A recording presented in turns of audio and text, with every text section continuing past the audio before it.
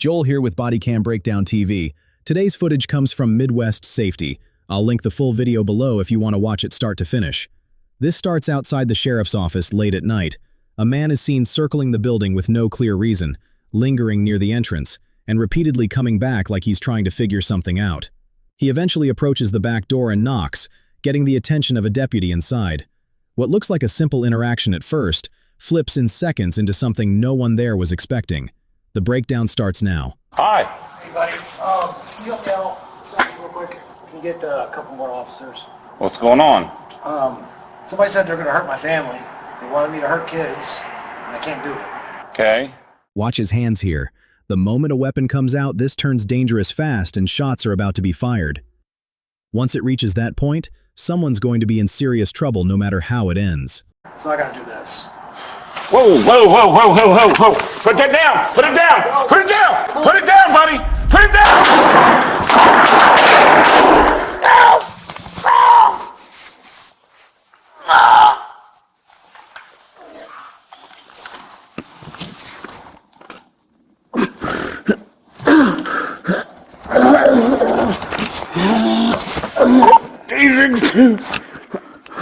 Notice who steps in. It's a civilian worker, and that changes everything about how this moment gets handled.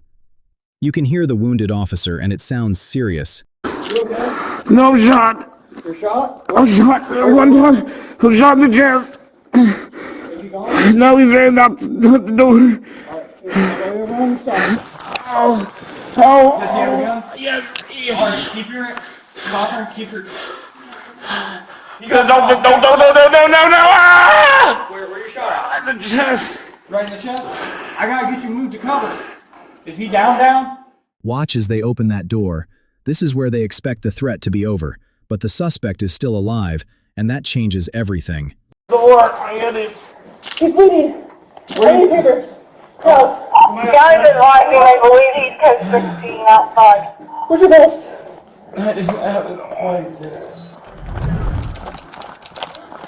One suspect. One of our units. You got cuffs? Here, Gallagher. Eric, we got this. I got him. Yeah, cuff. Watch how they start rendering aid here. Until EMS arrives, they have to stabilize him with what they have. It looks like they've only found one wound so far, but that can still be critical. I don't see any more holes.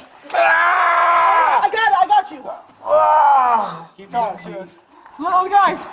Eric, open your eyes. Look at me, bud. Keep it moving.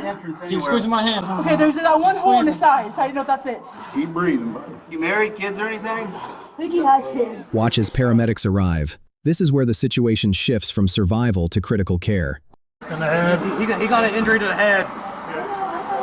Chest I'm wound. covering the hole. Yeah. I know. We're not. We Right can't here. find an exit wound, but there is a looks to be I'm an sorry, injury yes. hole. You searched him. You had more weapons on him. I just searched that one pocket. I couldn't get to the other side there. That's the only side I got right there. I couldn't get on the left side. You make sure you don't have more weapons on him. Ready? I got you, Army. Everybody good? One, 2, 3. As they prepare to lift him, this is where every movement matters because getting him to the hospital becomes the priority. One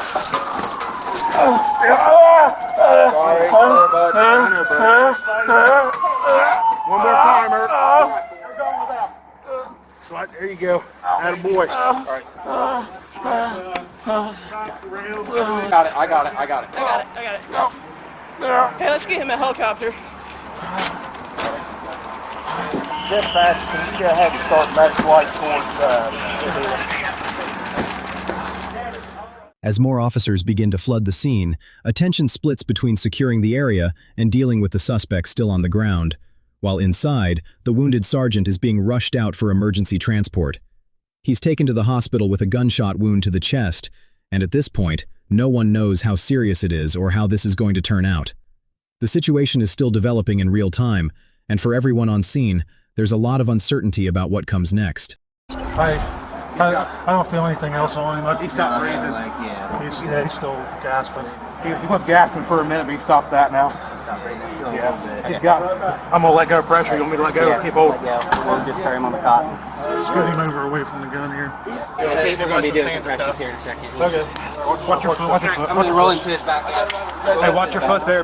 Don't step in that blood. They say he's been searched for weapons. As the footage is about to transition to the ambulance, this is where the focus shifts completely to keeping him stable on the way to the hospital. We're almost there, pal.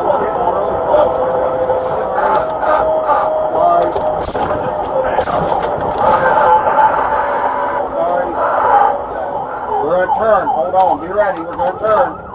Right here. There we go. We're almost there, pal. The man responsible for the shooting, 42-year-old Nicholas Mitchell, later died from a gunshot wound to the head. With his death, investigators were left without clear answers as to why this attack happened in the first place. Sergeant Eric Cochran had been hit once in the chest near the end of his shift, at a time when he wasn't wearing his ballistic vest. Without that protection, the injury put him in a life-threatening condition. He would spend nearly a month in the hospital, including several days in a coma. When he regained consciousness, recovery was far from over. He struggled to communicate due to medical complications and breathing tubes, and the mental toll of what he went through became just as serious as the physical injuries. Although he survived, the impact of that day stayed with him. What he experienced during recovery would later push him to take action, leading to the creation of a foundation focused on supporting the mental health of first responders, built from what he personally went through after the shooting. Joel here with Bodycam Breakdown TV. If you want more real-world breakdowns like this, make sure you're subscribed so you don't miss what's next.